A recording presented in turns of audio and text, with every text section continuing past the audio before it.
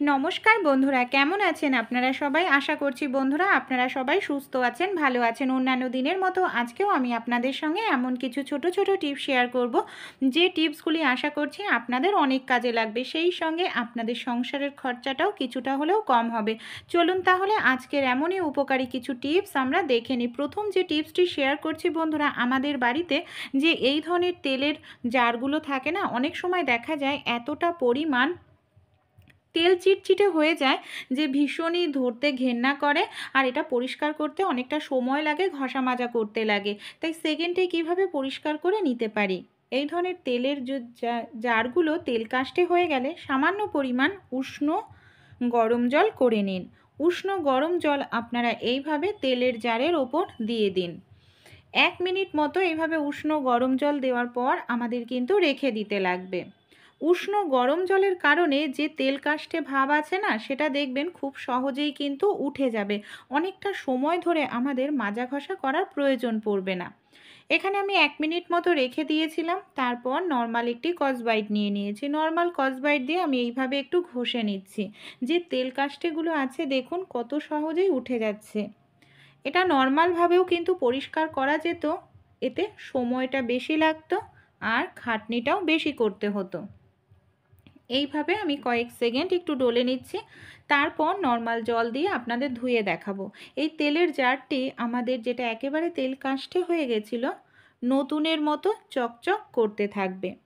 জল দিয়ে ধোয়ার পর দেখুন বন্ধুরা, রেজাল্ট কিন্তু আপনাদের সামনেই রয়েছে।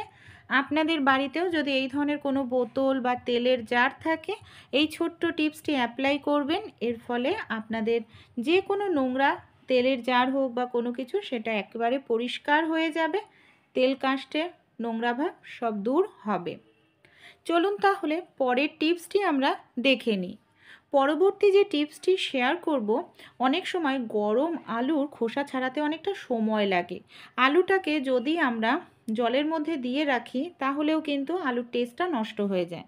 তাই আলুটাকে আপনারা এইভাবে 2 অর্ধেক করে নিন। 2 অর্ধেক করে নিলে দেখুন আলুর খোসাটা কত সহজেই আপনারা ছাড়িয়ে নিতে পারবেন। তাই এই ছোট্ট টিপসটি অ্যাপ্লাই করবেন। এইভাবে কিন্তু আপনারা খুব সহজেই গরম আলুর খোসা ছাড়াতে পারবেন। এমনকি আপনাদের জলেও ভিজিয়ে রাখতে হবে না আলুটা, সেই সঙ্গে আপনাদের অনেকটা সময়ও কিন্তু লাগবে না আলু ঠান্ডা করার জন্য।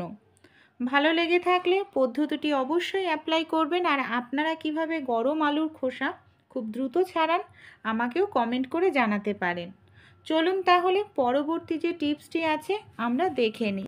অনেক সময় কড়াই মাজার পরও দেখা যায় আমাদের যে কড়াইটা এরকম তেল কাস্টে ভাব থাকে, হলদেটে ভাব থাকে। এই হলদে যে ভাবটা, এটা অনেকটা সময় ধরে মাজা ঘষার পরও দেখা যায় যেতে চায় না। তাই একটি ছোট্ট টিপস অ্যাপ্লাই করলে খুব সহজেই হলদেটে ভাব আপনারা দূর করতে পারেন। এর জন্য আমাদের একটি ছোট্ট কাজ করতে হবে বন্ধুরা। অনেকটা সময় ধরে মাজা ঘষা করার কোনো প্রয়োজন পড়বে না। এখানে আমি নিয়ে নেব সামান্য পরিমাণ বন্ধুরা সাদা কালারের টুথপেস্ট। এখানে অবশ্যই কিন্তু আমাদের সাদা কালারের টুথপেস্টই ইউজ করতে লাগবে। সামান্য পরিমাণ খাবার সোডা নিয়ে নিলাম। এখানে আমি ঘড়ি ধরে 2 সেকেন্ড এইভাবে একটু ঘষে নেব। যে কোনো অ্যালুমিনিয়ামের বাসনের দাগ তুলতে বা নতুনের মতো চকচক করতে আপনারা সামান্য টুথপেস্ট, খাওয়ার সোডা ব্যবহার করবেন। দেখবেন আপনাদের বাসন, অ্যালুমিনিয়ামের বাসন একেবারে নতুনের মতো চকচকে হয়ে যাবে। টিপসটি ভালো লেগে থাকলে অবশ্যই আপনারাও ট্রাই করে দেখবেন, উপকার পাবেন। জল দিয়ে এবার আমি আপনাদের ধুয়ে দেখাচ্ছি। দেখুন জল দিয়ে ধোয়ার পর দেখতে পাচ্ছেন কতটা সুন্দর পরিষ্কার হয়েছে। তাই ভালো লাগলে অবশ্যই ট্রাই করতে ভুলবেন না। চলুন পরের টিপসটি দেখে নিই। অনেক সময় গরম আলু মাখাতে বা কোনো রেসিপি করতে আমাদের না খুবই সমস্যার মধ্যে পড়তে হয়, ঠান্ডা করতে লাগে। প্রত্যেকের বাড়িতে আলু ম্যাশার থাকেও না। তাই একটি কাঁটা চামচ নিয়ে নেবেন। কাঁটা চামচের সাহায্যে আপনারা খুব সহজেই এইভাবে আলুটাকে ম্যাশ করে নিতে পারবেন। আর এইভাবে কাঁটা চামচের সাহায্যে আলুটাকে ম্যাশ করলে বন্ধুরা আলুর মধ্যে কিন্তু বড় কোনো টুকরো থাকবে না। খুব সহজেই আলুটা আপনারা ম্যাশ করতে পারবেন। চলুন তাহলে পরবর্তী যে পদ্ধতি বা টিপসটি আছে আমরা দেখে নিই। আমাদের বাড়িতে যে এই ধরনের টিভির রিমোট থাকে বন্ধুরা, কিংবা এসির রিমোট থাকে, অনেক সময় দেখা যায় এই প্রথম অবস্থায় এক ধরনের পলিথিন দিয়ে পেঁচানো থাকে, কিন্তু সেটা নোংরা হয়ে যায়, আমরা হয়তো খুলে ফেলি। কিন্তু এইভাবে খোলা অবস্থায় থাকলে অনেক সময় কি হয়, দেখা যায় যে এর ভেতরে জল পড়ে যায়, খাবারের টুকরো পড়ে, এর ফলে না নষ্ট হয়ে যায় খুব অল্প দিনে। তাই আপনাদের বাড়িতে যদি এই ধরনের কোনো পলিথিন থাকে, আপনারা পলিথিন পেঁচিয়ে রাখবেন। তাহলে দেখবেন একটি রিমোট দিয়েই আপনারা অনেক বছর ইউজ করতে পারবেন, নষ্ট হবে না। দেখুন, একটি বড় পলিথিন আমি নিয়ে এইভাবে পলিথিনটাকে আমি খুব ভালো করে রিমোটের মধ্যে পেঁচিয়ে নিচ্ছি। ওপরে কিন্তু আমি একটাই মানে ওপরে প্যাচ দেবেন না, ওপরে একটাই রাখবেন, তাহলে কিন্তু খুব সহজেই আপনারা টিভি এসি টেসি চালাতে পারবেন, ইউজ করতে পারবেন। সেলো টেপের সাহায্যে আমি এইভাবে আটকে নেব। এতে আমাদের কিন্তু যে বছর বছর রিমোট কিনতে লাগে তার খরচাটা বেঁচে যাবে। আর আমাদের রিমোটটাও কিন্তু একেবারে পরিষ্কার পরিচ্ছন্ন নতুনের মতো থাকবে।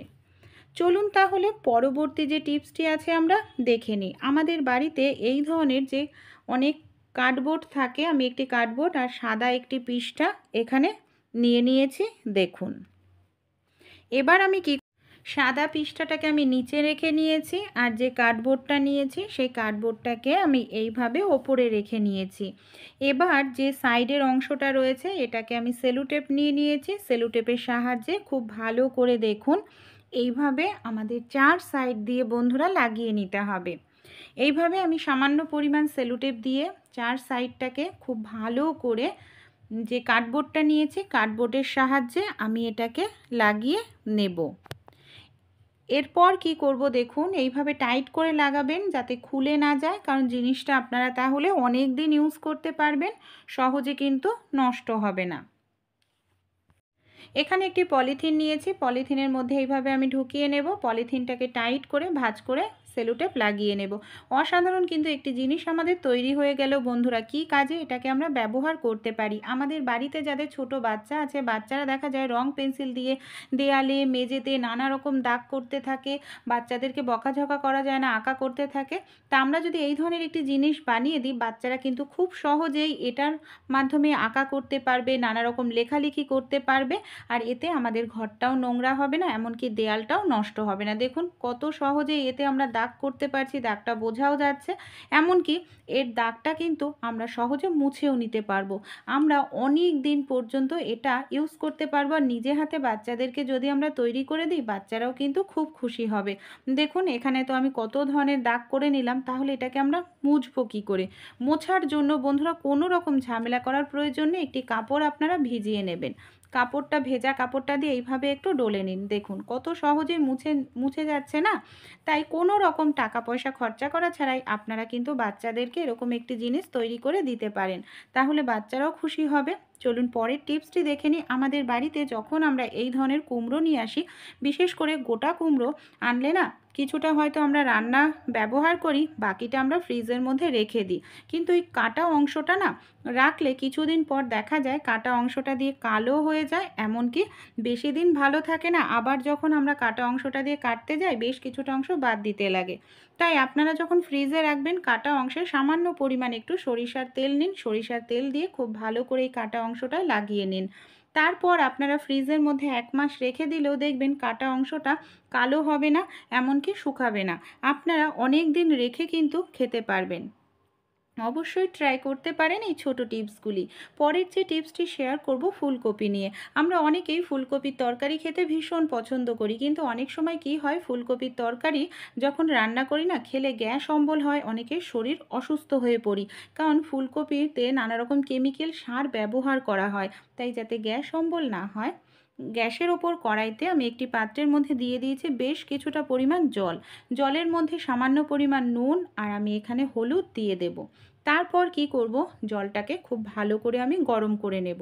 জলটা যখন খুব ভালো করে আমাদের গরম হয়ে যাবে, আমাদের কেটে রাখা ফুলকপিগুলোকে আমি এই নুন হলুদের জলে দিয়ে 1 মিনিট ফুটিয়ে নেব। এতে আমাদের দুটো উপকার হবে বন্ধুরা।